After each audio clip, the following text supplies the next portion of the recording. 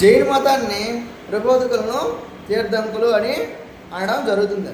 అయితే జైన మత తీర్థంకుల్లో మొదటివాడు ఋషభనాథుడు, 23వ వాడు పార్శ్వనాథుడు, 24వ వాడు వర్ధమాన మహావీరుడు. అయితే వర్ధమాన మహావీరుడు వైశాలి సమీపంలో కుందన గ్రామంలో జన్మించడం జరిగింది. ఇతను క్షత్రియ వంశానికి చెందిన వాడు. అయితే ఇతని తల్లిదండ్రులు సిద్ధార్థుడు త్రిశాలికి ఇతను జన్మించడం జరిగింది. ఈ వర్ధమాన మహావీరుడు 12 సంవత్సరాల వయసులో జీనుడైనాడు.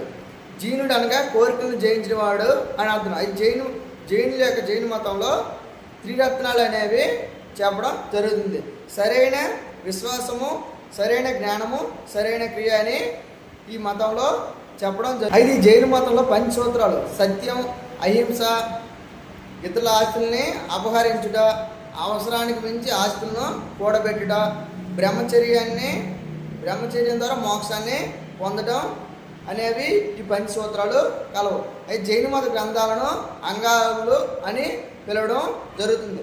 అయితే ఈ వర్ధమాన మహావీరుడు బీహార్లో చివరగా చనిపోవడం జరిగినది. ఈ కోరికలు జయించడానికి అష్టాంగ మార్గాన్ని చెప్పడం జరిగింది. అయితే అవి సరైన వాక్కు, సరైన క్రియ, సరైన జీవనం, సరైన శ్రమ, సరైన ఆలోచన, సరైన ధ్యానం, సరైన నిశ్చయం, సరైన దృష్టి అని గౌతమ బుద్ధుడు చెప్పడం